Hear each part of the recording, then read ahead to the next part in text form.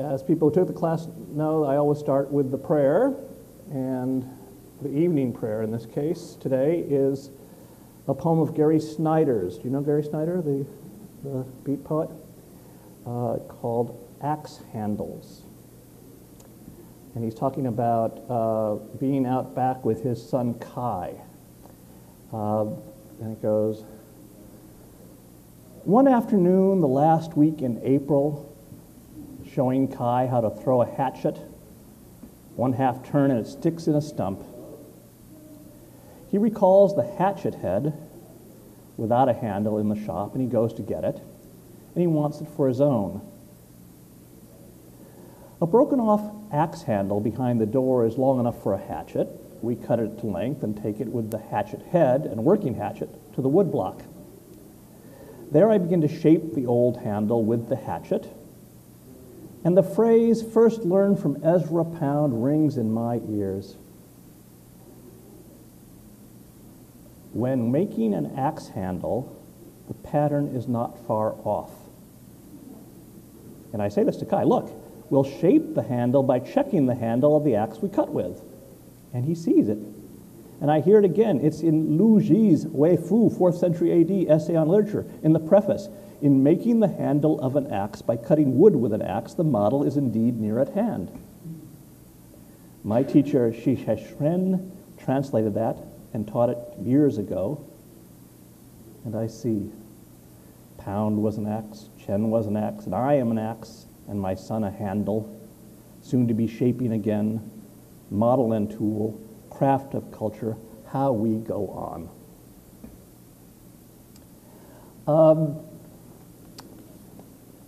The longer class is called The Fiction of Nonfiction, and it is the premise of that class that every narrative voice, but especially every nonfiction narrative voice, is itself a fiction.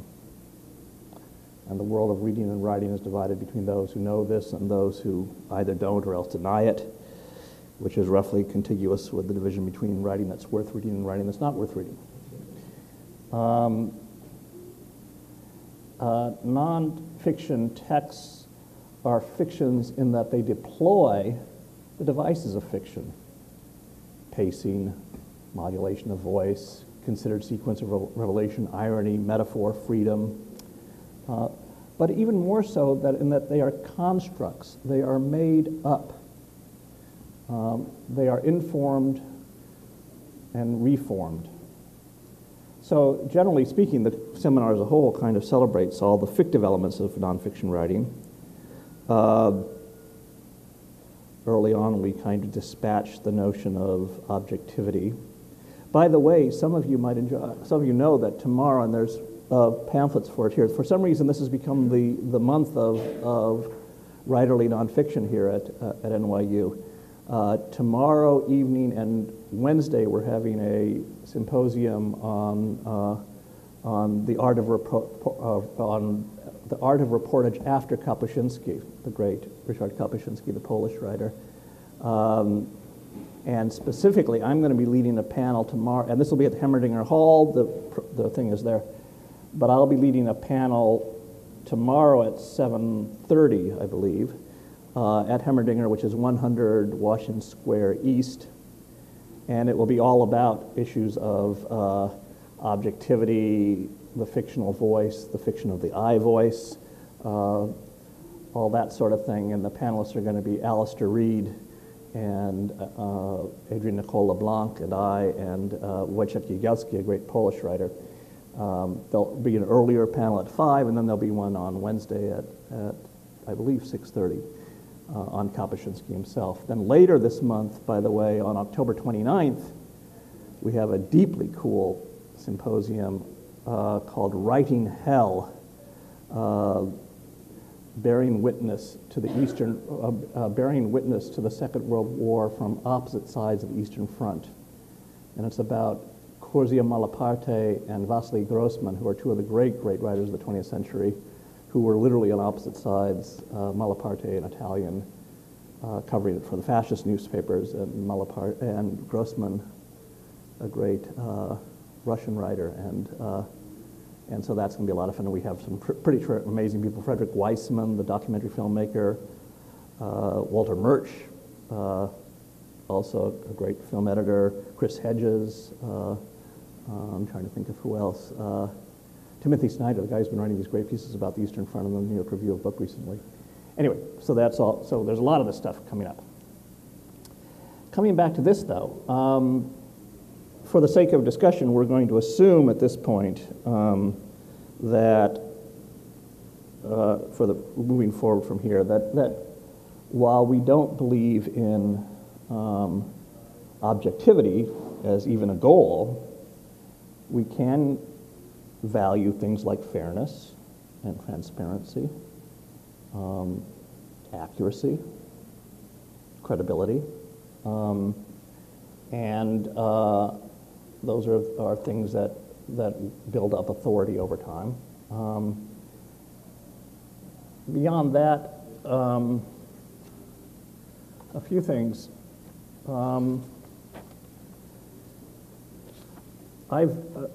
A very, very important part of what I take to be narrative nonfiction is voice. You see less and less of it in reportage. You see an awful lot of it in blogging, which is quite different from reportage. When I first arrived at the New Yorker back in 1980, 81, William Shawn used to say that he hired voices. He didn't hire reporters. You could always teach a reporter. You could always teach a voice to report. You could never teach a reporter to have a voice. It seems to me generally that there's much less value on voices these days in reporting. Also, at the outset of the class, the longer class, I start out by saying that nothing in this class will be of the slightest practical value to you. And it's worse than that. By the time I'm finished with you, this is all you're going to want to do. And it's over. And really, I'm able to predict in the class when I teach, 20, 30 people in the room that, by the time we're finished, 4 or 5 of them will be in my office crying hot tears. This is what they want to do, and I agree, this is what they should be doing. But that just means that we have to make it happen. We're in a very strange period in the history of writing. As Gramsci said at one point, the old is dying and the new cannot be born. In this interregnum, a variety of morbid symptoms appear. We are in the time of morbid symptoms. Notwithstanding which, we're also the Irish saving civilization, so if by the end of this makes sense to you, then let's see if we can't make it happen. Generally speaking, and I'll talk about this a lot tomorrow, I favor the I voice very strongly, not out of megalomania, but out of modesty. We understand this is continually reasserted that this is one person's vantage, the best that we can do, but only one person's vantage, as opposed to the ridiculous objective voice of newspapers of record, which implies that this is the voice of God in some kind of way. Anyway, so I mean, parenthetically, I also tell people that I'm not interested in memoir, which is to say that if you are ever going to write a memoir, it is true, looking at most of you, that you have already lived through everything you're going to put in your memoir. You just haven't lived through the memoiring of it. I read wine. I don't read grape juice, and grape juice is all you can give me. Having said that, I do want an I voice. But there is an entire world besides yourselves to write about, and even things that are pertinent to the stuff that you might write in a memoir someday. Anyway. Other aspects, for example, we do sometimes, part of the class is about interviewing, part of the class is about reportage. As it happens, the first text we're going to read next week is deeply steeped in what things I want to say about reportage, so we'll do that next week. But for the sake of these 4 classes, we're going to assume that you have gone out, you reported, you've got a ton of material, and now comes the challenge of turning it into a story, of giving it narrative life. And as some of you may have read the prospectus for the course, that rather quickly brings you into two seemingly contradictory paradoxes. And the first is what I call the paradox of form, which is to say that as everybody in this room knows, everything that happens is sheer, insane, howling chaos. Any particular thing that happens, you pull the threads a little bit, it's just completely, happenstance. It's contingency. If the person had turned left instead of right, everything would have been okay. If the person, the number of things that can go wrong, and I'm talking at the level of world historical things, not to speak of just getting home tonight, or conversations that can go right. If you're going to meet the person who you're going to fall madly in love with tonight, it is going to be totally contingent, and the fact that you're sitting here right now means you're probably going to miss them. And why you came here, I have no idea, and all that. And so in one sense, as we all know, everything is just howlingly, wildly accidental, contingent. But we can't stand that, and that's not what we want from the writer. What we ask of the writer is that he or she take all this howling contingency and turn it into a story, which is to say, give it some form. Which is to say, take all this stuff and give it a version, even if it's just provisional, that has structure and so forth to it. And one of the things I want to suggest to you is, in everything that follows, is that is a fiction. It's okay, it can't help but be. Tomorrow when we have Alistair Reid, and I really urge you to come to this thing tomorrow because Alistair Reid is completely amazing on this subject. But Alistair likes to talk about Borges's notion of, Borges said that there are two radically separate things going on. One of them is material reality. Even air is material reality. And the other is language, the world of words. And that those two don't intersect at any point. And any attempt to fashion a representation of one in terms of the other is already a wreck, a ruin, falling apart. It is provisional. It is our best attempt. It's good enough. And it's what he calls a fiction. And we are all fictioneros. Whether we're writing fiction or nonfiction, any attempt to represent the world is the best we can do right now, but don't mistake it for the world. And that's the glory. And that's glorious. It's not at all tragedy. It's in fact what makes it possible to take a breath and not feel suffocated by the facticity of the world. Anyway, a lot of these themes about the fictiveness of form and so forth came out in that piece of Dave Eggers that I had you read. And by the way the class works, I'm assuming most of you know that you can either go to Village Copier on East 13th Street and get the class reader, or the class, there is a, how do people find it? If you go to the NYU Journalism School, you get, it's online, you can get it. Who found it online and can tell anybody else? How do you do that? So it's just right online. How do you like that? Can you be a little, some people here, it's under events of the NYU Journalism School, right? Some people here aren't in the journalism school, so how do they do it? They go to NYU, and then it says on the web, and you can download it. Okay. And if you happen to go, by the way, to the Village Copier, you can get two different forms of it. You can get the reader for this class, or you can get the reader for the whole class, which has everything that will be in this class, but also has a lot of other cool stuff, so take your choice. Anyway, I had you read three things tonight. Those of you who did and those who didn't can go back and read them. One of them was this Dave Eggers essay, and then there's a Mcphee piece and a Sandy Fraser piece. And they're all, I want to talk about them in the context of this business about form. And indeed, I want to talk about form this week and next week. And then the following week, I want to talk about freedom. When we get there, just to give you a little advance warning, the opposite paradox is that, equally true, is that everything that happens exactly the way it had to happen, or it would have happened some other way. as you know. And the job of the writer is to kind of worry out all the reasons it happened that way, to give an account of all those reasons. Having said that, as much of a fact as any single fact you're going to find along the way, and in fact even a greater fact, if you're talking about human beings, is that as it was happening, everybody involved was free to act any other way. The minute they acted, it was inevitable that they acted that way. But, and you can work your way back and figure out why. But as it was happening, there is the fact of human freedom, and it's every bit as important a fact as all the other ones. There's a kind of sense in which it's like a zipper that, you know, hasn't completely opened. The minute it closes, but it was all open until that moment. And so a great challenge for a writer, whether a novel or nonfiction, is how do you retain that fact of human freedom when you're giving these accounts of things that look like they were inevitable. So we'll get to that when we get to the third one.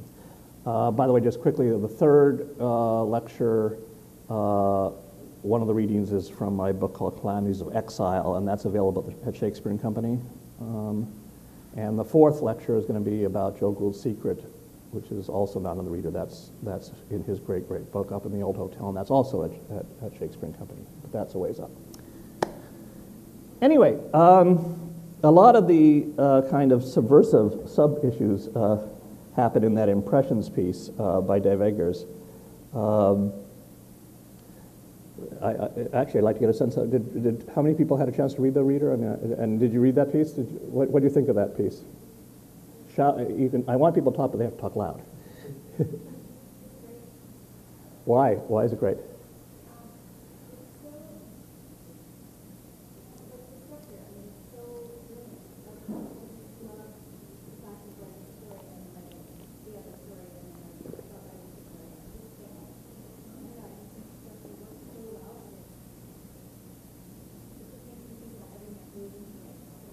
The background, by the way, is that Dave Eggers had been editing that journal Might, which, by the way, is the best title for a journal ever. M-I-G-H-T, but it's also M-I-T-E, and so it's both, you know, strength, might, and kind of, sort of, maybe might, and little tiny might. Anyway, and he had become a kind of star on the West Coast doing that. And this is the story that gets told in, partly gets told in Heartbreaking Work. And then he was brought to the East Coast by Esquire magazine to be an editor. And he is clearly having a nervous breakdown in his, you know, office as an editor of Esquire magazine. And this is the last thing he does before he leaves the office and gives it up, and goes and founds McSweeney's, actually. But, and so indeed, he tells a story that he submitted, in this case to Outside magazine. He tells you what he submitted, and then he goes back and retells you the story about what it was actually like to report, which any reporter knows that that's true, that the story isn't at all like what you report. And then he completely loses it and has this spectacular breakdown and he has them all three kind of running side by side. And the question he's raising is, why do some people just seem to always get the story, you know, and other people don't?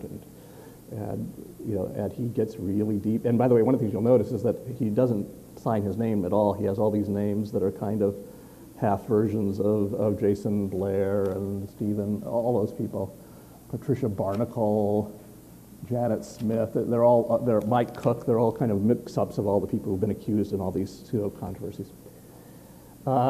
Anyway, I assigned that mainly just to get your minds percolating around that.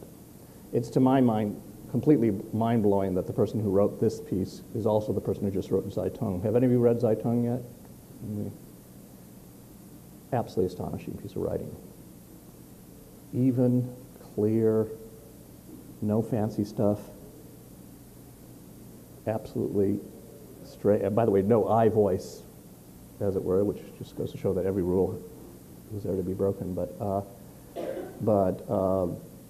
completely on the far other extreme from Heartbreaking Work, and one of the best things I've read in years. Really, really great.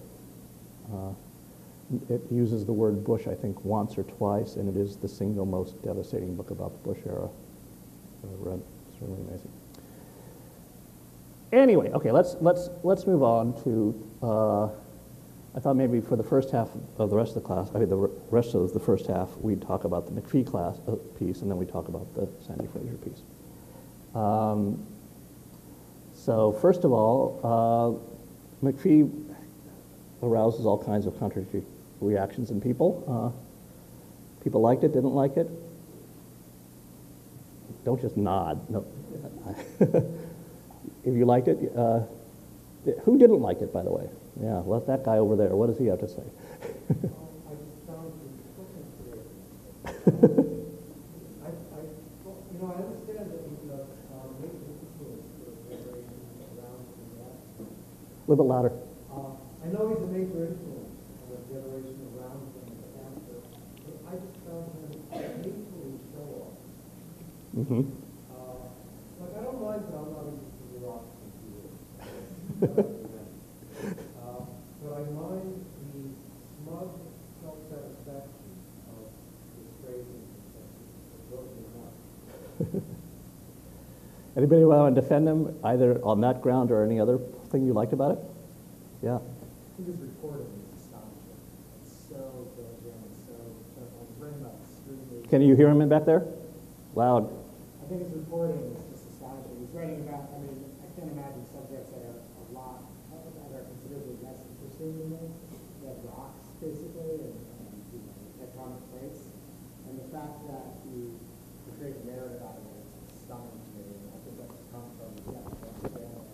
I agree, though. I think he's like thrilled to speak because the puns are kind of, I think that's a small thing considering the accomplishment.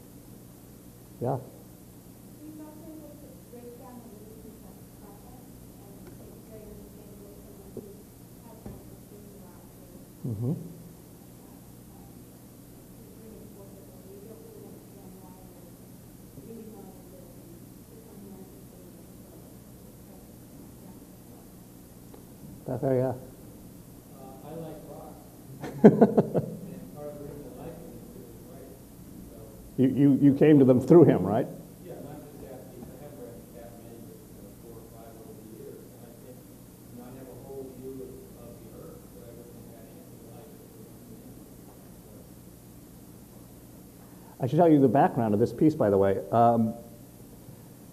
There was a period of about 15 years at the New Yorker where Mcphee just went, who had written about all sorts of things, by the way. He had written about, and he always starts out with a fantastically wonderful question. One of the great pieces he ever wrote started out with the question, every morning I have orange juice and it's always the same. How does that happen? Which turns out to be extremely complicated, how they make the orange juice always taste the same. It's not easy. and that he would go to Alaska. He did an amazing piece. He and his physicist friend Ted Taylor went to a cabin and built a nuclear bomb and described how they were doing it with everything except the plutonium, the uranium. I mean, and to show that that anybody could do this at this point. The curve of binding energy. He's done all kinds of amazing pieces. And then at a certain point, and I guess it would have been about 1975, 1980, he kind of takes a left turn into geology. And for the next 15 years, he does a series of major pieces, each one of which will be like 3 or 4 parts in the New Yorker. 5 parts, 5 of these volumes, they're published individually as volumes, called Annals of the Former World. And it's amazing to realize that what we take for granted, that whole thing about plate tectonics, that Africa used to be, that South America used to be wedged into Africa and so forth. That is brand new. That was, people did not think that 50 years ago, and that it had only really begun to be accepted in the 1960s, and he was the great epic poet of that acceptance. And I agree with you, by the way, total show-off. He proceeds to be more of a geologist than any PhD in geology, and he's doing these incredibly complex pieces, which in retrospect, by the way, are not so much about, they're really about deep time. There's about what it is to think about the formation of a planet in which, if you stick your hand out, human beings are just the little filing of off the fingernail at the very end. And what would it really mean to think, to really realize what's been going on? And the first one ends up with this incredible account of Manhattan, of the reason why you have skyscrapers up on 34th and you have skyscrapers downtown and you don't have skyscrapers here, which turns out to be really interesting. has everything to do with the Ice Age, and it has to do with the formation of Long Island. And just kind of weird things like that. But the point is, when you were working at the New magazine, as I was in those days, you'd say, "What's coming up?" He'd say, "Oh, it's Mcphee on rocks again." And there was this kind of feeling, "Oh my God, not more of these rocks," and they were impossible. Having said that, when you now read, and you can now buy the whole volume, that thick, Annals of the Former World, it's Finnegan's Wake. I mean, it is a truly astonishing achievement in nonfiction. It's just a completely amazing monument. While he was doing it, he would occasionally do these little capricettis, these little, between volumes, he would do these comedies. And for him, a comedy was the comedy of human beings trying to deal with geological forces. And he did 3 of them, and they were put together in this book called The Control of Nature. The first one was about the Atchafalaya dams in the Mississippi. And what none of us at the time realized, although I suppose it was known, is that the Mississippi, but first of all, New Orleans is not supposed to be there. The Mississippi does not want to go down that channel. The Mississippi wants to do what it's been doing for millions of years, which is just a switch back and forth, go for 500 years one place, and then suddenly one day flip around and go to some completely other place for 200 years, and then flip around and go some other place. And in fact, there is an elbow of the Mississippi, the Atchafalaya area, where there is a huge multi-gazillion dollar dam project designed to keep the Mississippi from doing what it wants to do. And it better not do what it wants to be, because the entire petrochemical industry of the United States is built up on that channel that suddenly would be dry the next morning if it did. And so he does a piece about that comedy of just human beings trying to cope with that. He then did a piece about a volcano that erupts in Iceland behind this little fishing village, and the comedy of human beings trying to keep the lava flow from damming up their harbor. And this is a 6-month-long thing with fire departments moving the lava this way, and an incredibly insane project, and they somehow managed to succeed. They succeed completely, except that the entire village is under 100 feet of pumice. But other than that, it's fine. And then he gets to this one here. And this one is the comedy of Los Angeles versus the mountains. Let's take again, focusing to some degree on, I should mention, by the way, there was a great headline about this subject in The Onion many years ago. Maybe you can see it here. Mudslide, kind of fun until the dying part. But anyway. So, in Los Angeles versus the San Gabriel Mountains, it's not always clear which side is losing. That first paragraph gives you the sense of what he's going to do over and over again in this piece. He does these kind of like, what's it called in football? Dogleg pattern or bootleg, right? Yeah. This happens over and over again in this piece. It's not clear which side is losing. For example, there's the genophiles. He starts telling you about the genophiles.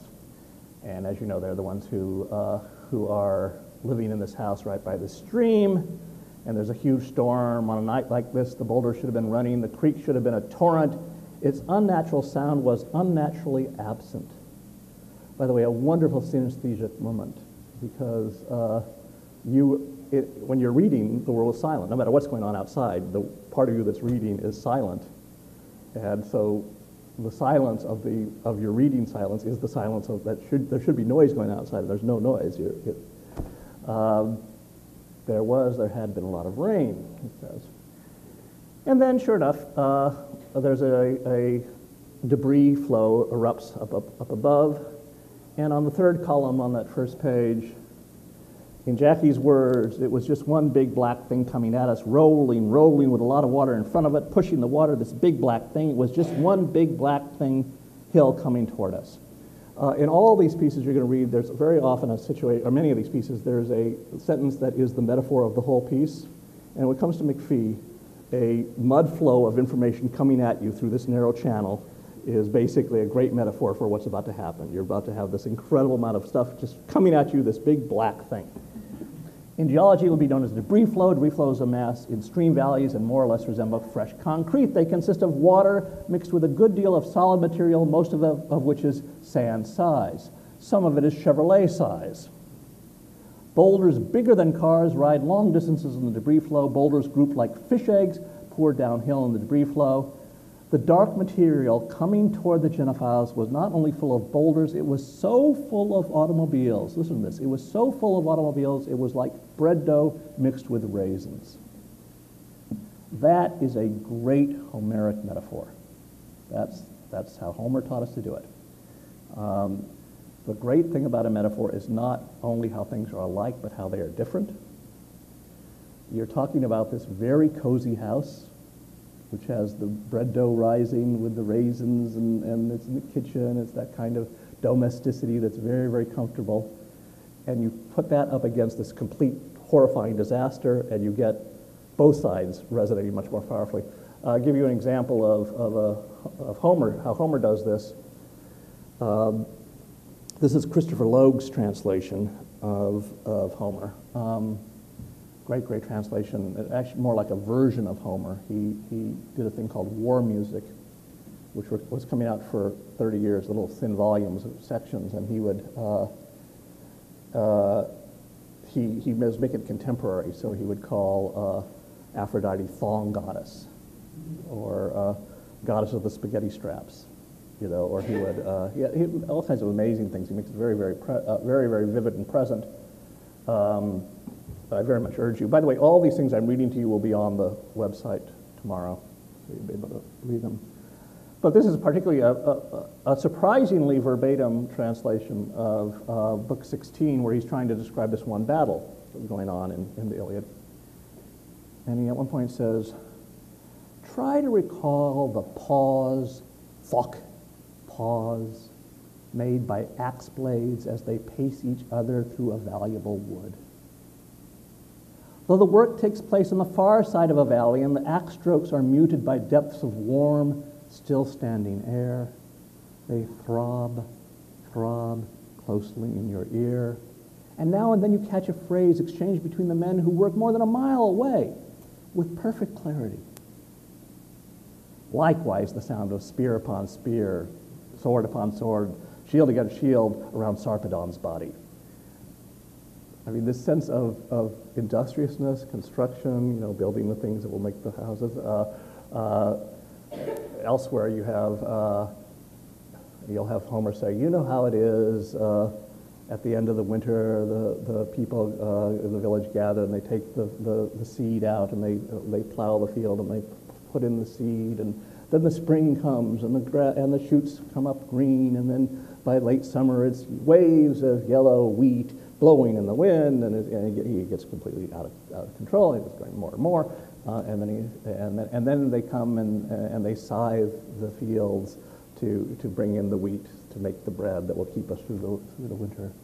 In exactly this way, death went through the fields, scything everybody. In this case, it's even better, because in this case, it's the sound heard. First of all, it's a blind poet telling you this. And he relates to things through sound. A mile away, when Homer is telling you the story, it was already 500 years after it had happened. When Logue is translating Homer, and you are reading Logue or reading Homer, it's just kind of that's all rolled into it as well. But I mean, all that is just plain. And by the way, you find that all the time. There's all kinds of different places you'll find it. There's James Bennett is a New York Times correspondent who actually writes beautifully sometimes, and he had this one here. This is March 17, 2002. There are times as they bestride the carnage and chaos here, Jerusalem, that Ariel Sharon and Yasser Arafat seem a little like Godzilla and Mothra, roused from political slumber to fight out their antediluvian rivalry over the vulnerable heads of a terrified city. Indomitable and rubbery, equipped with mysterious powers, the two have laid waste to offices, stores, airports, and lives, so far without mortally wounding each other. And that again, I mean, I love that paragraph, because on the one hand, it's giving you a sense of the total chaos, but it's also giving you a sense of just the goofy stupidity of it all, and the total chaos, and the goofy stupidity, and so forth. coming back to this passage in Mcphee, one more time. Boulders bigger than cars ride long distances in debris flows. Boulders grouped like fish eggs pour downhill in debris flows. The dark material coming toward the genophiles was not only full of boulders, it was so full of automobiles, it was like bread dough mixed with raisins. Art, I agree with you that he can be terribly annoying, but that's a nice piece of writing, yeah? Okay. Anyway, so then as you know, those of you who read the piece, it gets worse and worse. The family runs into the bedroom, the debris flow is rising, they climb on the bed, the debris flow is rising. Finally, this section ends with 13 automobiles were packed around the building, including 5 in the pool. A din of rocks kept banging against them. The stuck horn of a buried car was blaring. That's again that synesthesic moment. You know, you're silent, but you could just that the blaring car that's blaring, the horn that's blaring is your heart as you're reading this. You're like, the family in the darkness in their fixed tableau watched one another by the light of a directional signal, endlessly blinking. The house had filled up in 6 minutes, and the mud stopped rising near the children's chins. Do you know how much space there was between the children and their deaths and things? That much space. That is what line breaks are for. Just that little bit of air. Now, one of the things that's infuriating and wild about this is that we forget the genophiles. You're now going to read for 10 pages, and he's going to tell you so much information that you'll have forgotten the genophiles, and you'll feel guilty when you finally find out about them. You know, oh God, I forgot about the genophiles. But anyway, stories like this don't always have such happy endings. He's giving you that hint, but he goes on, and then he says, I'm now on the second page 46, the last column. He tells that funny story about the guy who's being chased by debris flow, and the debris flow stayed on the vehicle's heels all the way to Foothill Boulevard, where the car turned left. It's another one of those little things he does all the way through the piece. You know. And then he has this great thing. Foothill Boulevard was U.S. Route 66, the western end of the rainbow. Through Glendora, Azusa, Pasadena, it paralleled the mountain's front, strung the metropolitan border towns, and it brought in immigrants to fill them up. Do you understand what's happening? This is a comedy of 2 debris flows. This is the debris flow of American history that brings in all this debris of people, the Okies, everybody else, including the Viennese, my Viennese grandparents. They all kind of pile up into this it all piles up there, human beings. And the greatest plate tectonic event going on anywhere in America is happening at the same place, and these 2 debris flows hit each other, and that's going to be what's going on, a comedy of these 2 things happening. Eddie goes on from there. I'm not going to say a lot of things, but a few things that are, there's that wonderful thing that keeps happening, it sounded like thunder. This little beat that things sound like, you don't like things sounding like thunder. I agree with you know that his team was filled with boulders. I agree. And it's only because he's Mcphee that he gets away with it. I mean, but anyway, but then again, you get something like this. You get the paragraph that begins on 53, strung out along. It's the top first column. Strung out along the St. Gabriel front are at least 120 bowl-shaped excavations that resemble football stadiums and are often as large. Years ago, when a big storm left backyards and boulevards 5 feet deep in scree, one neighborhood came through amazingly unscathed because it happened to surround a gravel pit that filled up instead. A tungsten filament went on somewhere above Los Angeles. That annoys you, right? That sentence? A tungsten filament went on somewhere above Los Angeles. I mean, that's him showing off. Instead of saying a light bulb went on over somebody's head, he says tungsten filament, and okay. But now watch what he does. The county began digging pits to catch debris. They are quarries in a sense, but exceedingly bizarre quarries, in that rock was meant to come to them. They are known as debris basins, and he lists a bunch of them. Gives them their names. And for miles, they marked the wild boundary like bulbs beside a mirror. What is the name? First of all, what is that? bulbs, when a bulbs circle a mirror, what is that called? A vanity mirror. And where do you see them? Hollywood, exactly. All this is happening without it being said, but vanity mirror. And that's without the word vanity appearing once here, the whole notion of vanity of vanities, it's all vanity, forget that you're ever going to get away with this, it's crazy. And he goes on to say, behind the chains, all this to keep the mountains from falling on Johnny Carson, which is like the headquarters of vanity mirrors in the universe. The principal agency that developed the debris basins was the hopefully named Los Angeles County Flood Control District. Correct use of the word hopefully, by the way. And it's a lost cause. We can't hold off the debris flow of incorrect use of this word. But one of the last champions of trying to maintain some standards was Roger Angell, who every 2 years or so would have a notes and comment piece trying to explain to people how you're supposed to use hopefully and not the way everybody uses it.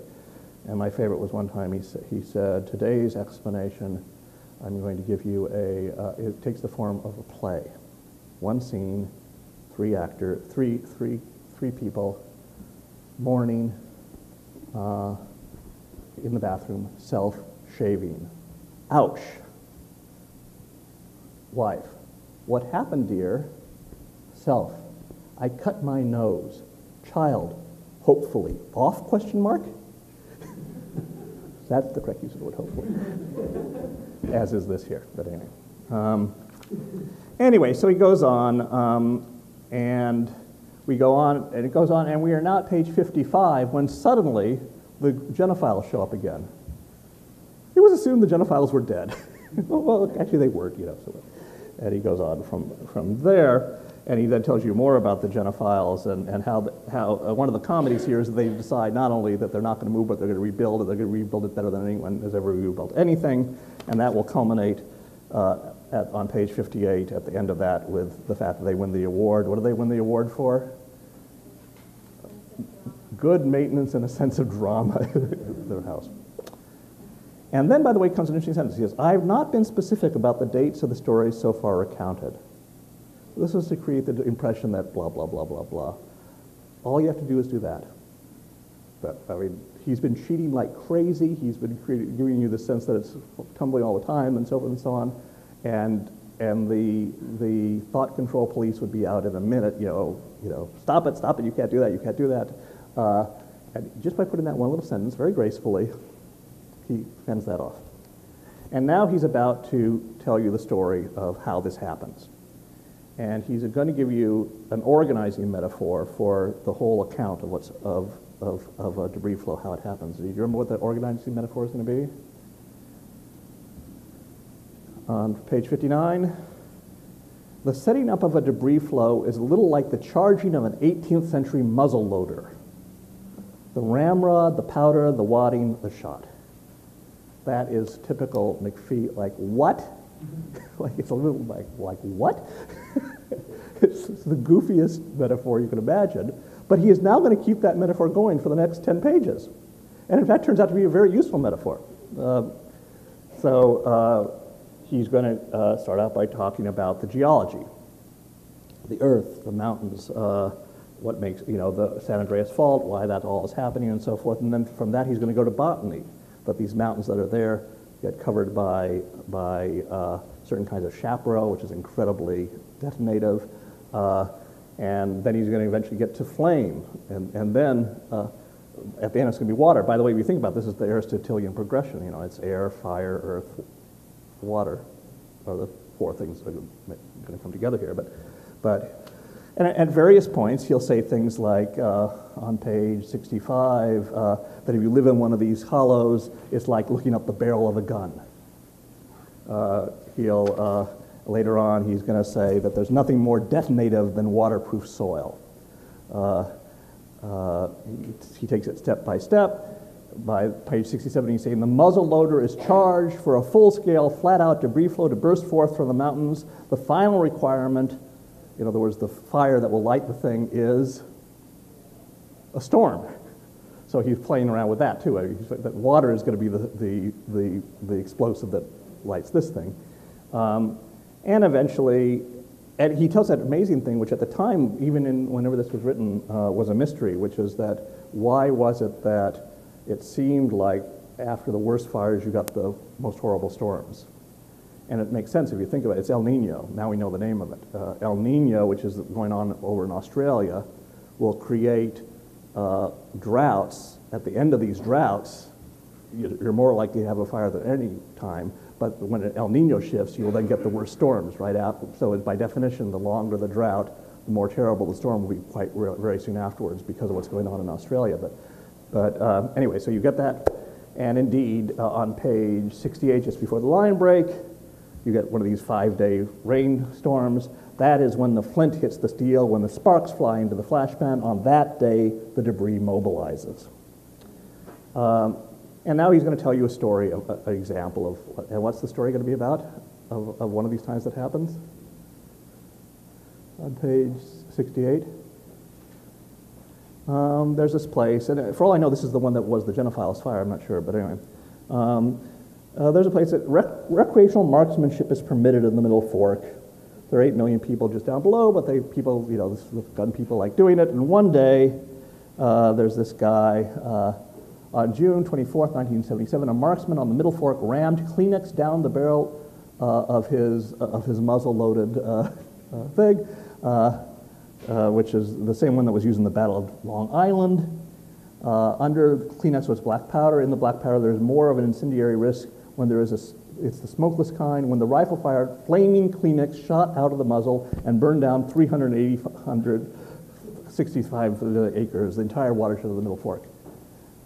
So, I mean, this whole thing that has seemed completely arbitrary suddenly has this nice little punchline at the end, which is, in fact, he's describing what actually happened, what started the whole fire in the first place. And I guarantee you that I just know exactly how this happened.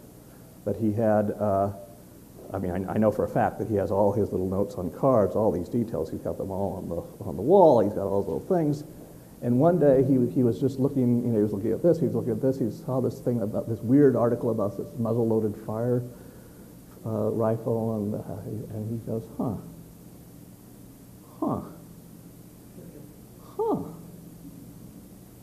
We live for those moments. And then he said to himself, I bet you anything, he said to himself, I'll start with that story, and then I'll use it as a metaphor. And then he said something, no, wait, I'll do something even better. I'll put it at the end of the story. And I'll use the metaphor before. I mean, that kind of formal kind of thinking is part of what I'm talking about. It is completely fictional behavior. And it is fictional behavior about factual information. It is figuring out a way to tell the story. Somebody else would have glommed onto some other weird detail. But, yeah. Uh-huh, yeah. And this is the textbook of which it is a situation. But, so then it takes off. Any other comments about that whole section that we just went through? Or, yeah. A little bit louder. Uh-huh. He did it there, and you remember he had the car that did a C-clamp around he does it there at one point. In fact, I'll read you another section where he does a similar thing.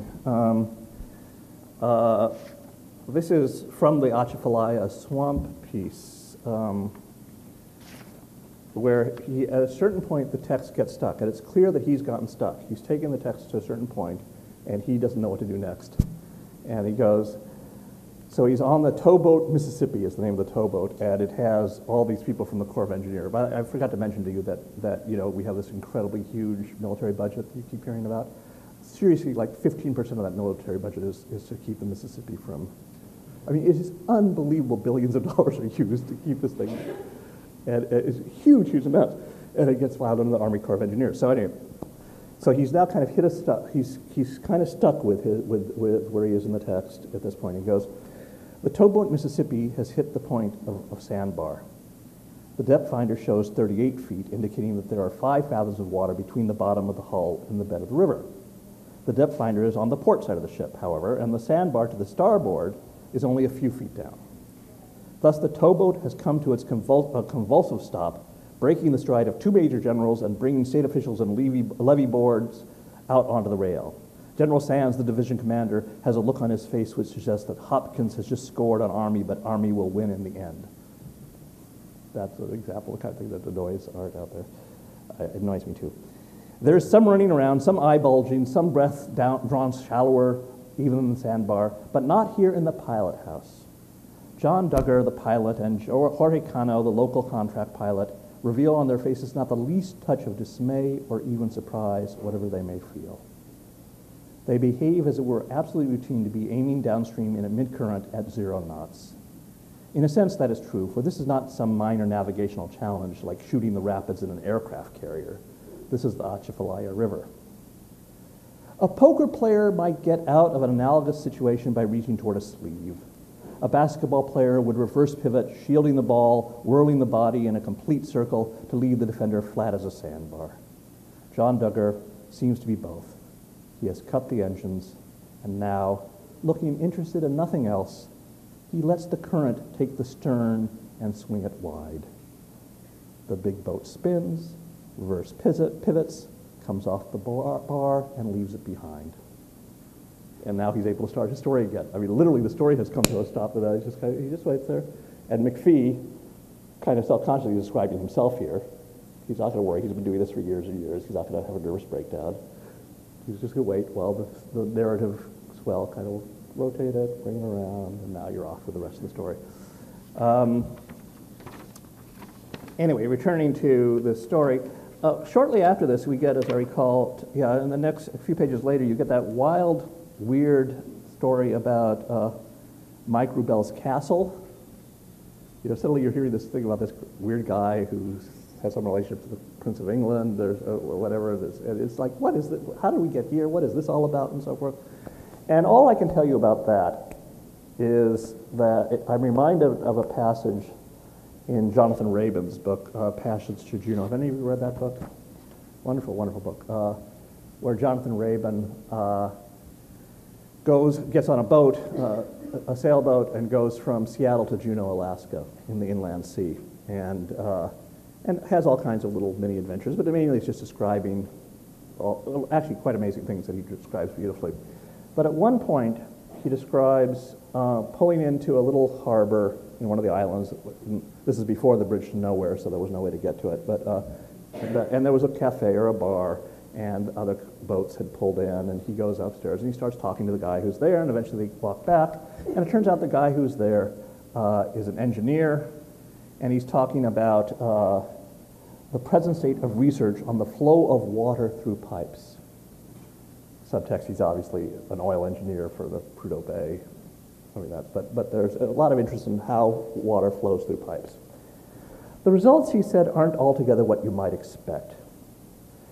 The most nearly laminar flow occurs in pipes with a roughened surface. The most turbulent flow occurs in smooth pipes, where the surface does nothing to hinder the formation of eddies. Think about what he's saying there. That if you have a smooth pipe,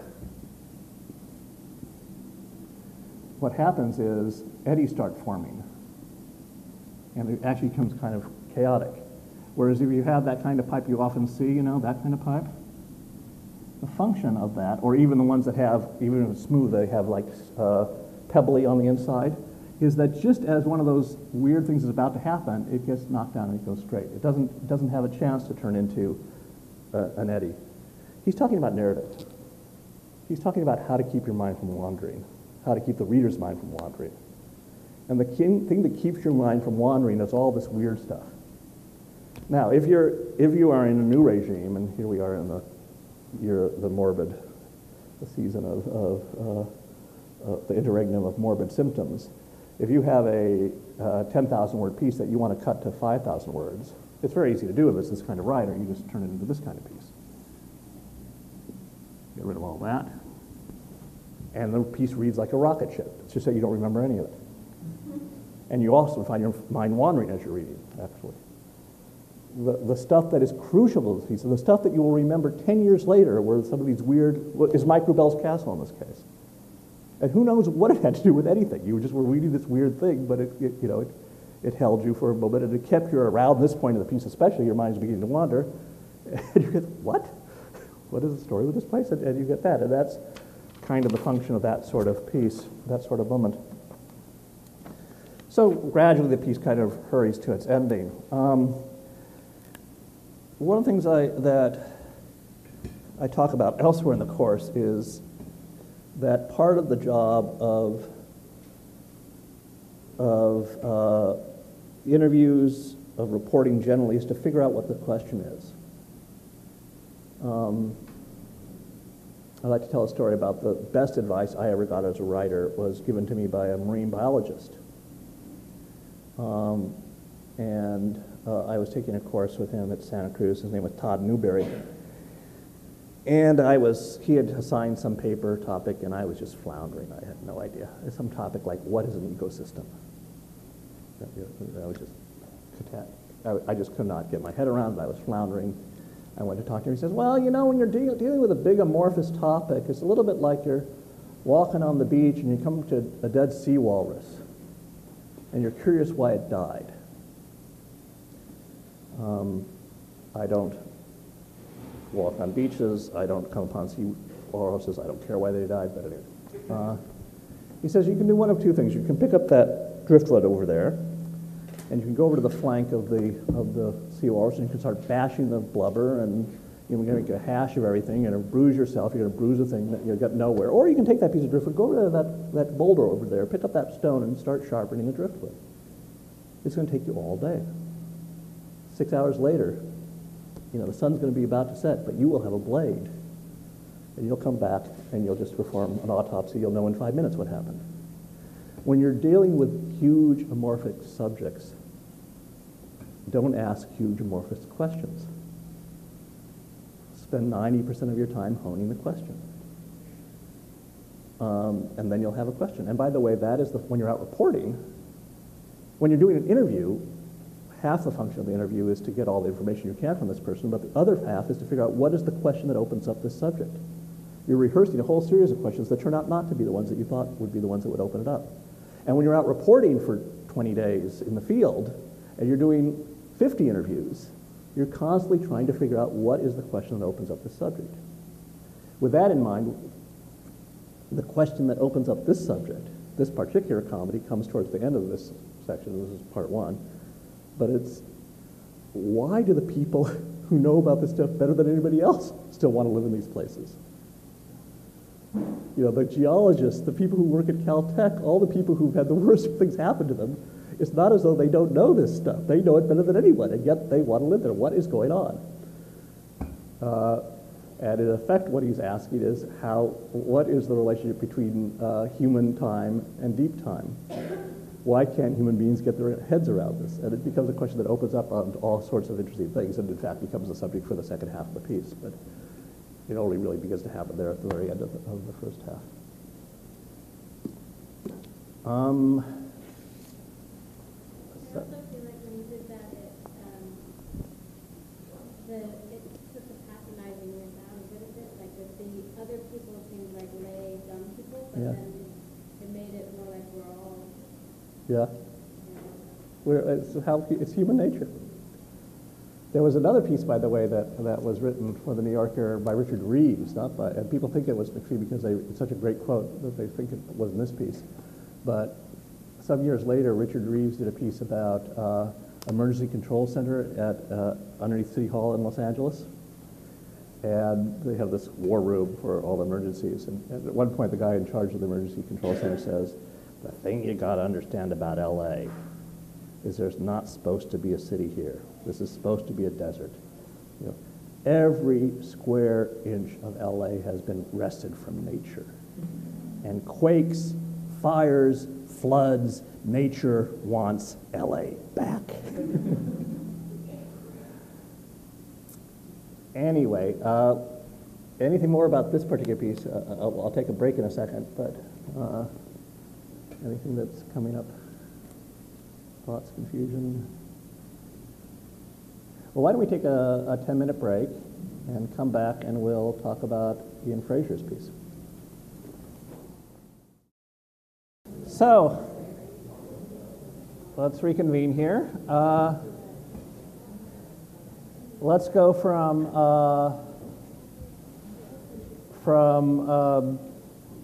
John Mcphee to Ian Fraser.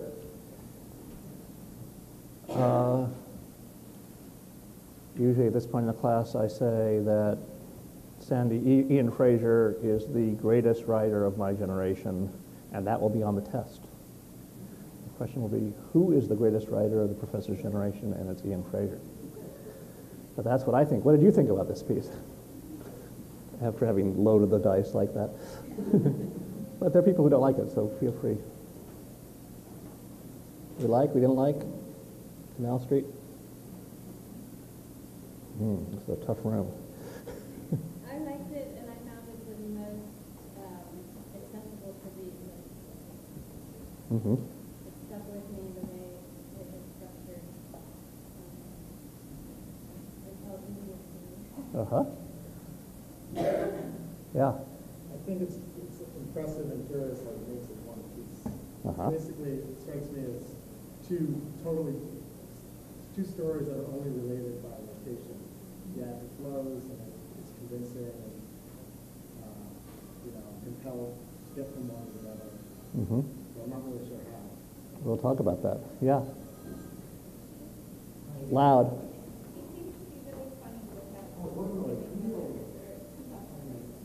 Uh-huh. It is not effortless, I assure you. Yeah, you also did some really fascinating structural things. I remember a lot of times where he would shift ideas in mid-paragraph. Continues why isn't there a paragraph right here? There it is, and it allows them to weld things together that we don't put together. Cool. Well, let's look at it. Let's look at it. For one thing, the controlling metaphor of the piece is in the very first sentence. In this case, the equivalent of the mud flow or the mud debris flow in Mcphee. Canal Street in Lower Manhattan is the shortest route from the East River crossing to the Hudson River crossing across the island.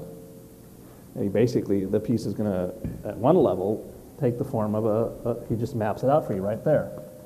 You have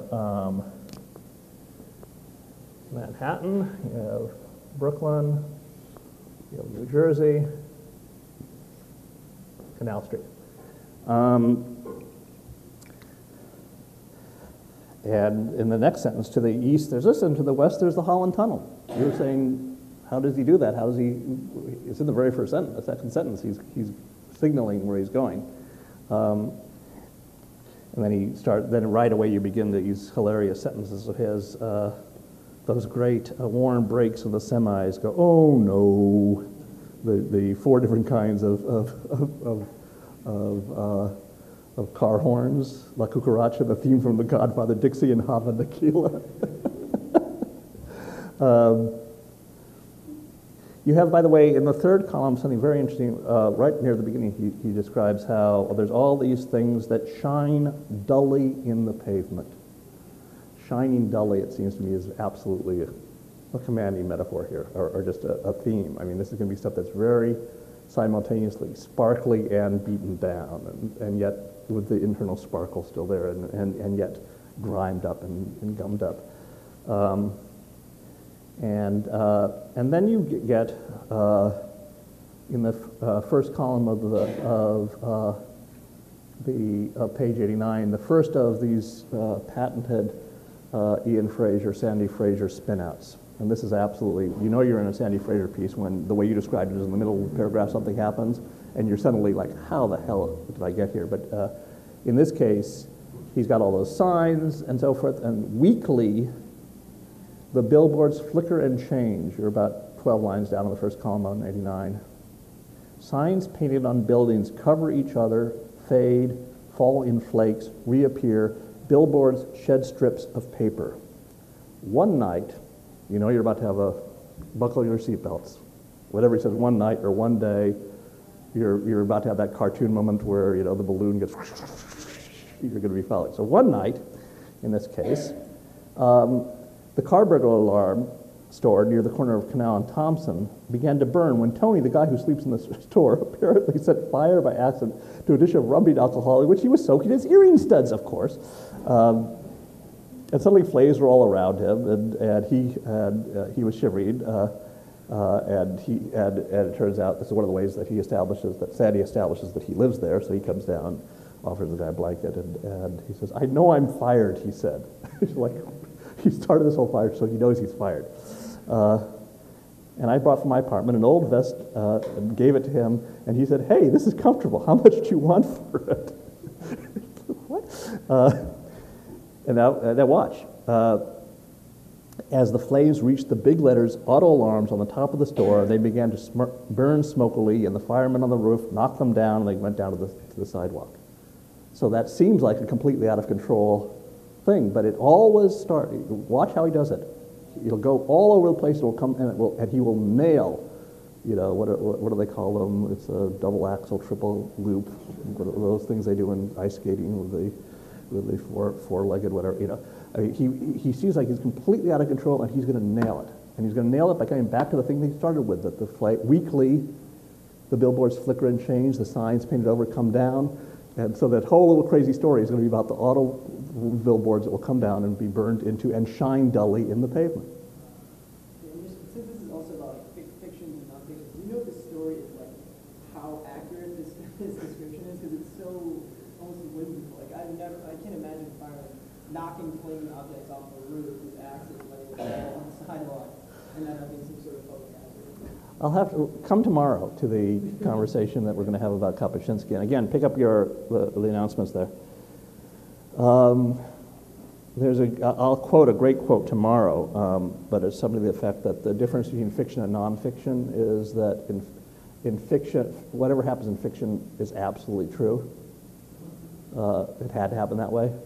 That's how it happened. There's no question about it. It's only in nonfiction that the question can, and if it's good nonfiction, must arise, did it really happen this way?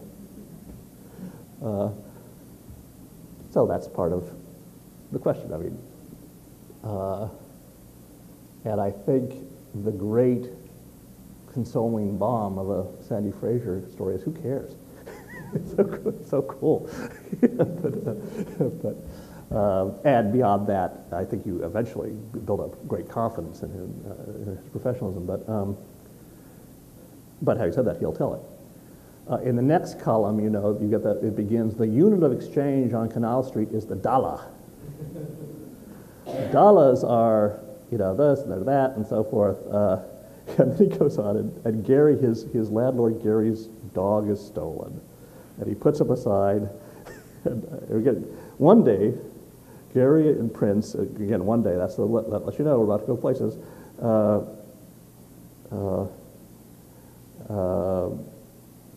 And one day, Gary and Prince chased a suspected shoplifter from a store into a deli where I was standing in the checkout line. Prince was hanging from the guy's sleeve, and Gary was beating the guy's head with and then the dog is taken away, and there's a thing in the post. The next day, Prince was returned by a man who took the precaution of arriving with a police escort. Gary asked how much he wanted, and he said he'd take $500. Gary wrote him a check. This is the short one that began with dollars, right? Now you may be wondering how the hell you got there, but he is going to take you on a long little looping thing, and he's going to, it ended with a check. And then, by the way, we get a second sentence, which is another one of these commanding metaphors. Canal Street, which jury rigs Brooklyn and New Jersey, is the place to go if you want to jury rig something. And if you want to see how you jury rig a piece of narration, Ian Fraser is the place to go. The piece called Canal Street is the place to go see it. And he then begins to have the street carpenters all kinds of shaky combinations, as does this piece. The luggage store, the takeout, the place that used to have takeout Chinese food but now just sells luggage. One year, Carrie hung a white dove above the cash register from a strip of fly paper. Worrying prices. Anyway, here's what I know about Gary. He's 43 years old. He lost relatives. He was in the Holocaust. New York, Canada. He comes down. Now he lives in Forest Hills, Queens, because he likes living there because every morning he finds on his lawn on his lawn, he sees, Danny, what are those things I like? I see in my lawn that I like? Squirrels. He has, anyway, it goes on from there. Something that happens fairly early in the piece, and this happens regularly in Ian Fraser pieces, is there is a moral centeredness that's going to be established. That as zany as things are going to get, there is an ethical being in the world, and that happens here a little bit further down when on April 1st, he said to me, I should get married, it's time. He began to subscribe to a publication called Jewish Singles, which he received at our building. One night, a friend who was visiting me saw Jewish Singles by the mail slot as he was leaving, took it home, and then called me to read me excerpts. I made him bring it back. That's great. I mean, both the hilarity you get of the excerpts in your mind, and also, no, you really shouldn't do that. That's not good. Oh, okay. And even the whole funniness of how we all will read the excerpts, but on the head, we really should be like that. Anyway, and so then you're going along, and there's the rich guy who's just like a typhoon. And then starts the biggest and the most elaborate of the spinouts is the one that begins on page 90, the paragraph in the second column. Although the people Gary is talking about are only a few feet away, they don't hear him. Gary not only speaks several languages, Romanian, English, Yiddish, Hebrew, Greek, some Turkish, some Arabic, some Spanish, but he also speaks in several frequencies. He has different channels. In situations where he does not want to use words at all, he resorts to an ultra-high frequency consisting of eye gestures, winks, and handshakes. These signs might mean yes, no, shut up, look out, or I'll explain later. One day, now we get we're in the middle of the paragraph that starts out with that storm, and there's something going on in the storm, and there's a flood, and there's an apartment gets wiped out, and there's insurance adjusters, and there's and people come up, and there's all kinds of crazy things are going on with the guy who's trying to get paid back for the stuff that happened, and the costume designer refused to sue it, and he sued Gary, and Gary sued him back, and it goes on and on. One afternoon, someone broke into the costume designer's apartment and slashed up what remained of his stuff. The costume designer said he was sure Gary was responsible, and I said I could see how you might think that. Gary called me into his store and said, how could you say such a thing? I would never do such a thing. I said, well, okay, but now I was worried about my apartment. How did I know a break-in like that would happen to me? With the tiniest of gestures. This is the story that began with the different frequencies he's on. I mean, we're now like 300 words, 400 words of story later. With the tiniest of gestures, just between me and him, a slight downturning of the corners of his mouth, a hooding of the eyes, a shake of the head, Gary indicated that it wouldn't. Which is as much as to say that he had been the one responsible for having done it. Anyway, so then we have other things, little curly cues of delight. I love at one point when Gary's eyes soften with wonder and love. To this day, he says, Sandy, you don't know what you did to me. You touched me here with a finger to his sternum next to the name tag that says McCoy. Which, of course, is the real McCoy, which he's not. You touched me at the heart of my counterfeitness. Anyway, so the point of it is that the structure of this piece begins with all this craziness happening here in the middle of the block, and then we go walking east on Canal Street. This direction, okay? This is going to be a little bit like how you need, if you're going to go to Mars, you have to go to Earth and the Moon, and Earth and the Moon, and build up a lot of gravity and so forth, and then you slingshot your way to where you really want to go. So he really wants to go this way, but the way you do it is you first go the other way to kind of build up a little narrative energy. So he takes you off in that direction. And he tells you various things you see. It's very funny. Then eventually he gets there's this place over here, which is really a fun, I always get lost here, in this area here. But this area here, which is underneath the bridge after the bridge is taken off, and he describes it as the Ur City. Gentrification has left this place untouched. Rents here are probably about the same as they were in Carthage or Nineveh or Peking under the Tangs. This is the basic city that people have always lived in, of which the rest of New York is only a 20th century approximation, you know, this deeply, deeply primordial thing. So anyway, it starts out going that way, and now he's going to turn around and go this way, and you'll see that. So it began walking east on page 92, and on page 93, walking west. And now begins to, you are starting to walk west, various funny things happen. The light and the space probably tempt drivers to think that they are about to soar onto one of those empty skyways of the car commercials, when in fact they're not. Westbound traffic on Canal Street does not soar, but instead descends. And you are there is a barometric shift that's about to happen in this piece. This piece is going from major chords, C major, to E minor. This piece you're about to watch something so strange happen. Your ears are going to pop from the pressure change that's about to happen. This antic piece is about to turn incredibly serious and profound. And one of the things that's really funny about it, by the way, is it's going to be about the tunnel. Now, what's interesting about this piece in terms of the history of the New Yorker is that this was written just around the time everybody else was celebrating the centennial of the Brooklyn Bridge. And you know, Ken Burns, well, you know, once Ken Burns does it, then it's over. I mean, everybody's going to do it. Oprah, David McCullough. It was a, you know, kind of wholesomest gangbang. And do anybody know that story about the building of the Brooklyn Bridge? It's an amazing story. I mean, you're shaking your head. Tell the story of the Brooklyn Bridge. Yeah. Oh, yeah. Don't you know? Okay. Yeah, right, okay. Anyway, the basic idea of the story of the Brooklyn Bridge is the guy who built it, what was his name? Roebling. Almost finished with it, goes down into the pylons and literally has an attack of the bends and is paralyzed and has to watch the rest of the construction take place from you can go to see the house to this day on the other side of the Brooklyn Bridge in Brooklyn, where he's basically paralyzed and looking and watching and dies before it finishes, or, you know, it's this incredibly tragic, epic, amazing story. And everybody knows his story, and nobody knows this story here. It's like nobody knows this story. It's a totally New Yorker thing to do in those days. Sean famously at one point, Ken Tynan was doing a profile of Mel Brooks, and Mel Brooks said, "I don't care what you write about me, just make sure it appears in the issue of December 25th when the movie's coming out."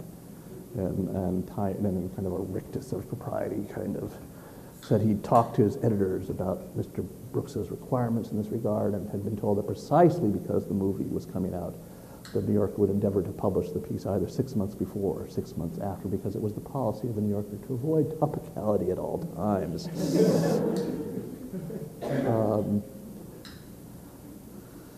Some years later, I came into Sean asked me what I wanted to write about next, and I said I wanted to write about time. This was 1983. And I said I want to write about a profile of time, and he said, "Oh dear." And I said, "He's at the magazine." He said, "No, not the magazine. Time, you know, time. Time zones, you know, time, you know, why it goes and whatever, all, you know, just stuff about time would be really cool." And he said, "Okay." He wrote down with this little tiny, feathery, spidery handwriting, "Mr. Weschler will be doing time." and I was working, and about 3 months later, I was deep into my research, and about 3 months later, I get a call from him, and he says, "Oh, Mr. Weschler, you've determined there's a problem with your timepiece." He said, I've been looking at this, and it turns out that the conference that established time zones was in 1884, which means that next year is going to be the centennial. And it's the policy of the New Yorker to avoid centennials at all times. Anyway, but with all that in mind, you know, you're about to have this incredible story that nobody had ever heard before, while everybody was looking the other way. Anyway, so indeed. And the whole tenor of the story is at the bottom of that column, because you get it right at the way at the beginning, that the guy who set back in a niche at the tunnel entrance, bottom of the first paragraph on last paragraph on 94. Set back in a niche at the tunnel entrance, like a man eternally waiting to cross, is a bronze of Clifford Milburn Holland. Who is the man eternally? A man eternally. That's Moses. He'll always almost make it and never make it to the promised land. In this case, New Jersey. But anyway, but it's already, it's subtly, that's part of the decompression, the bends, that's happening right there at that, this is not going to be a funny story anymore. This guy's not going to make it. Oh God, this is getting bad. And so it goes on with these incredibly interesting descriptions. On page 95, right in the middle of the first column, there's the sentence that is the controlling sentence of this section. The urge to tunnel is partly an urge to disappear, and its product, no matter how monumental, is visible only from the inside. You are inside. Again, the quality of New Yorker columns is quite moving in this context. You are in these things. You are now in this kind of constriction. Whereas before everything was erupting all over the place, you are now really held in check by those white bands of vertical columns. And it's an urge to disappear. It's dark. There's all kinds of strange stuff going on.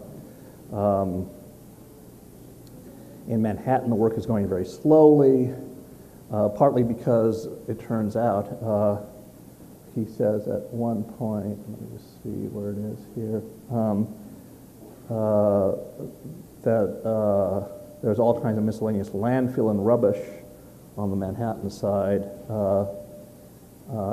Now you get an incredibly ugly sentence. Mostly the fill, top of 96, middle paragraph, mostly the fill consisted of waterlogged cribs of immense rough-hewn planks enclosing piled-up heaps of granite in chunks. That is one ugly sentence. There's nothing poetical about that. That is just a trash heap of a sentence. And it turns out that a canal had been dug there in 1805. Talk about burying the lead. Any other article about Canal Street would have started with the fact that it's where there used to be a canal. This is just a little incidental detail, you could just kind of... and the only reason it's interesting is because of all the crap that's all here because of the canal that they dug. So they're kind of moving through that. And now he starts talking about the New Jersey side, and there's all this conflict that's going on, between the two sides, and you're aware that there's kind of drilling coming from this side and there's drilling coming from this side, and they're arguing, and there's all this pressure, by the way, pressure that's so powerful in this thing that at one point when there's a pop, there's geysers with people on top of the geysers in the middle of the river. It's that powerfully intense and sweaty and hot, and people are dying, and it's just a horrible, horrible, horrible thing, and they're going. And then at one point on page 99, by late summer of 1994, the bottom of the second column, the shields tunneling west from Manhattan were within a few hundred feet of the shields coming east from New Jersey. Everybody was awaiting the holding through. Now, your readerly experience of this at this point is that you turn the page and see how far are we from the end. You probably did. I mean, a lot of people do. At that point, you do for some reason. And in fact, there's the pressure of the end of the piece holding through it you this way, and you're holding through it this way.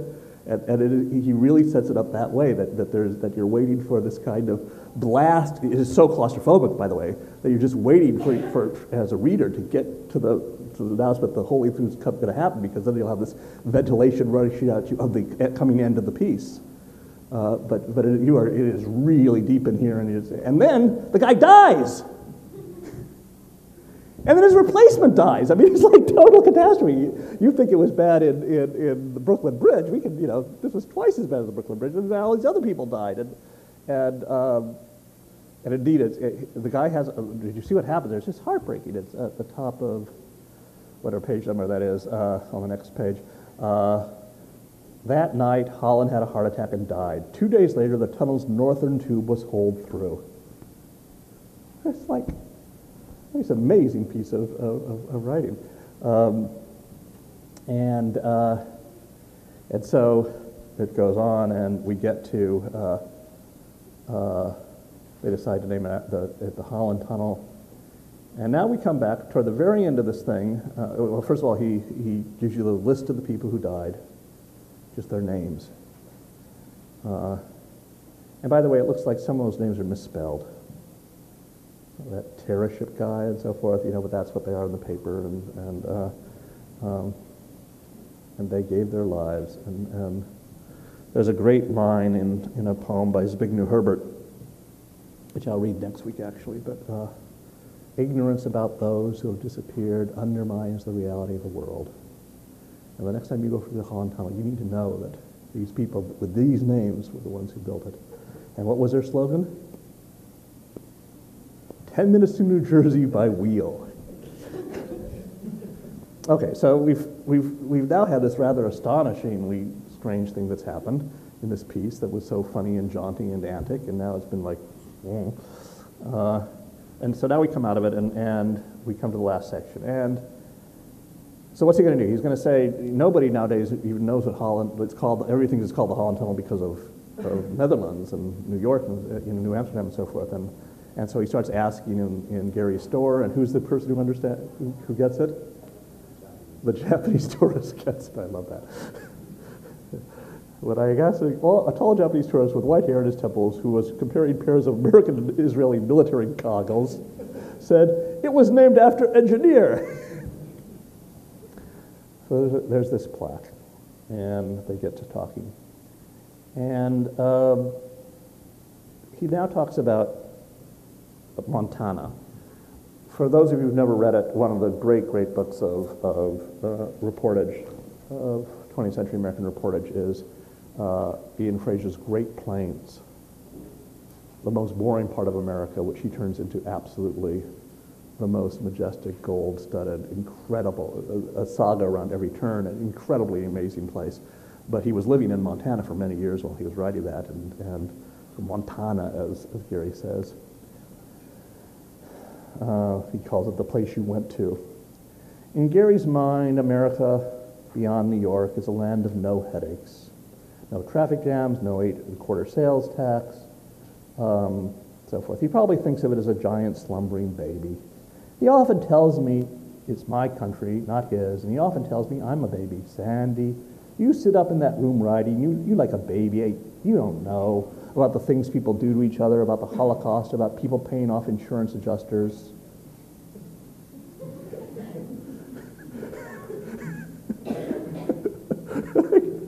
Did you see what just happened in that sentence about the Holocaust and about people paying off insurance adjusters? And yet, it's okay, that works. Yeah, that makes sense, okay. About how to make women behave, about black people on welfare, about Palestinians, blah, blah, blah. You and Americans are you straight, but the world is not straight. It's crooked. Canal Street, right? The crookedest straight street in the world, When I stand talking to Gary, which I still do often, people come up and so forth, and he starts telling a story, and at one point somebody comes up and says, "Will you sell the building?" and so forth. Recently, a developer offered Gary $2.5 million for his building. This offer did not delight Gary, despite the fact that he had paid $60,000 for the building originally. He said he would need $2.5 million to buy a new building on Canal Street. So what's the difference? I told Gary he should take the money. I asked, "Don't you have a dream, something you'd like to do?" "I'll tell you my dream. You'll probably laugh. I'd like to go to that place you went to." Montana? Montana. Yes, I'd go there in the trees with peace and quiet and no headaches. Give me $10 million, not 2, and I'll go to Montana. You'll never hear of Gary again. The trees, do you recognize the quote there? First of all, in terms of the structure of the piece, you have this incredible amount of energy. You whip this around, then you go down, and and what you come out of is America. Canal Street ends up being about Montana, about this whole fantasy of America and so forth, across the river and into the trees. Across the river and into the trees. There's another piece of Ian Fraser's, another book of his called Family, which has some great passages in it. We'll read some other passages later in a few days, and it's a flawed book. I mean, it's his family history. He comes from Ohio, and this goes all the way back to Mayflower families moving out to Ohio and so forth. And the Civil War is a huge deal in his family. He thinks about the Civil War a lot. And he goes driving around the places where the unit from his town of Hudson, by the way, Hudson is the name of his town in Ohio, but the people from Hudson had gone to these particular battles, so he goes and takes the tours of the battlegrounds. And at one point he's telling the story about the death of Stonewall Jackson. On Sunday, May 10th, the doctors told Anna that Jackson would die in a few hours. By the way, he was shot by friendly fire. It was interesting.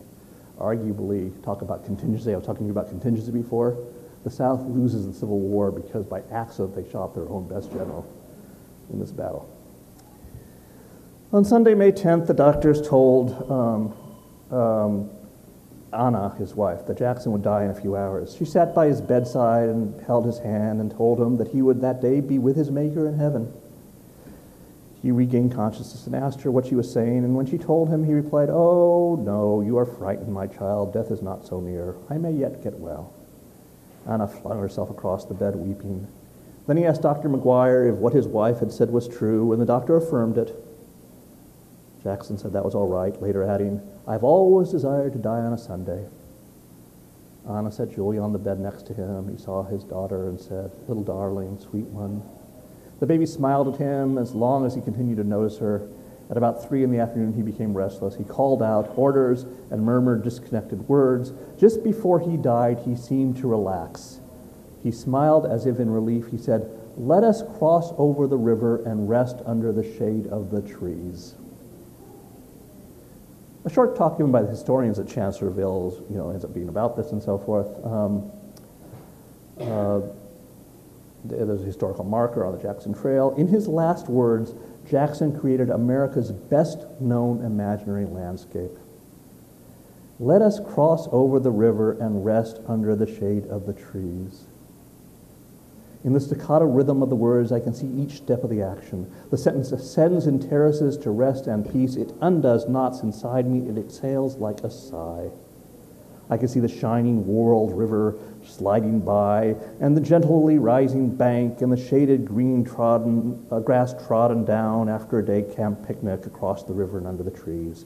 I see the columnar trunks almost in a row, and the high ceiling where the leaves begin, and the sketchier clouds and the sky somewhere above.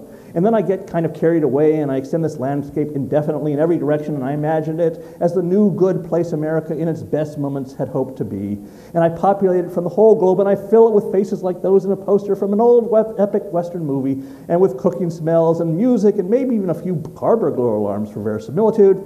I will spare you all the details. Suffice it to say that all the drinking fountains work across the river and under the trees. Before the Civil War, America didn't know if it was a country or a lot of different promised lands. People invented the America they wanted to live in and then struggled to live there. Across the river and under the trees combined all these invented countries into one. Across the river and under the trees descended like a beneficence in the last moments of a fierce man's life and crystallized his fierceness to purity. Across the river and under the trees carried no demurring subclauses or riders. It included us all, people Jackson considered infidels, men he would have shot unblinking in his life. Across the river and under the trees was poetry to equal the nation-making poetry of Lincoln, and it is the only line of public poetry to come from the South in the war. Even though Stonewall Jackson fought for the slave power, and though his faith is beyond me, and though he did not like newspaper correspondence, and though he killed the boy whose family had the shoe sign store, and though the flag of his cause still scares me when I see it on the radiator grill of a truck in my rearview mirror, and though I am more than glad his side lost, I dream of across the river and under the trees. I'll read one other section about, actually I'll mention, he wrote that piece, Canal Street, and Canal Street is now collected in a volume called Back to New York, I think, or I'm not sure what the title is, something Back to New York or something like that. There's a series of stories. But he now lives in Montclair, and he then, after having written this story, he then wrote a piece called Route 38. Is that correct? The street the state road that goes from Montclair to the Lincoln Tunnel. What is it? Route 3? Route 3? Anyway, and what he does is he just gets out of bed one morning and he walks that road. And he describes walking and how it's complicated to do it at certain off ramps and so forth. And he just describes the whole walk. And the piece ends as he's approaching the Lincoln Tunnel. So let's see, this would be up here. So he's doing this walk. And then he starts to walk that little circle around the, when you get to the Lincoln Tunnel, that little thing. And similarly, it's a very antic piece and very funny, strange adventures happen to him on the way. And then what happens here is the piece takes this incredibly weird turn, because he starts telling the story of Alexander Hamilton and Aaron Burr and their duel, and how they weren't allowed to duel in New York, and so they they rowed a boat across the river, and they went up on the top of the palisade, and they had their duel, the duel that totally changes American history, where Alexander Hamilton is killed. And if you today want to go and find out where exactly that happened, they carved it all out to make room for the circular thing. So whenever you're driving, approaching New York, and you go into that little circular splint to get to the Lincoln Tunnel, that you're basically driving around where Alexander Hamilton and Aaron Burr had their firefight. Typical Sandy Fraser.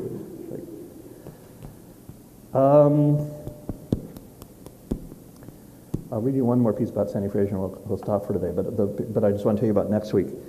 First of all, do pick up these things. Come tomorrow if you can, especially to hear Adrienne Nicole LeBlanc and Alistair Reed, which will be a concentrated version of the first 5 sessions of the class that you're missing. Pick up those things. Next week, there's 2 pieces of writing, one that I wrote about my grandfather, who was a composer, and the other is a piece by Susan Sheehan. When I teach the class, I assure the students in the class that, based on prior experience, 75 to 80% of them are going to hate that piece. Just absolutely hate this piece.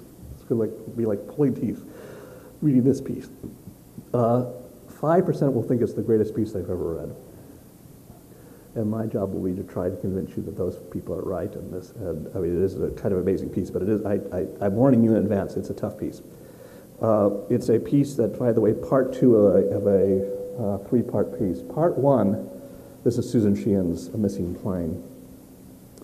Part 1 begins with a group of American soldiers in the jungle, you can't quite figure out where, taking incredibly scary risks, going up this cliff, and there's scorpions and there's snakes and there's every manner of horribleness, and it's terribly scary, and it's rain and blech, and eventually they come upon what they're looking for, and it turns out they're not in Vietnam, they're in New Guinea, or I forget where, it wasn't New Guinea, or Borneo or something, and what they are looking for is the site of a plane crash from World War II.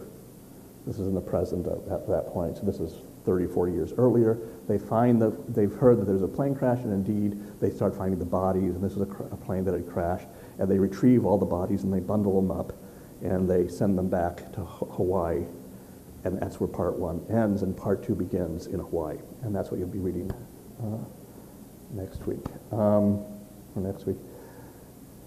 Any questions about stuff today or stuff for next week? Well, let me just read you one last Ian Fraser thing and send you into the night. Under the category of you can write pieces about anything, Sandy used to keep first I'll tell you one funny story about Sandy, then I'll tell you the story. Sandy and I were once on a panel together in Spanish Harlem. Not a panel, we'd just been reading to people, and hands go up and say, what's your favorite novel?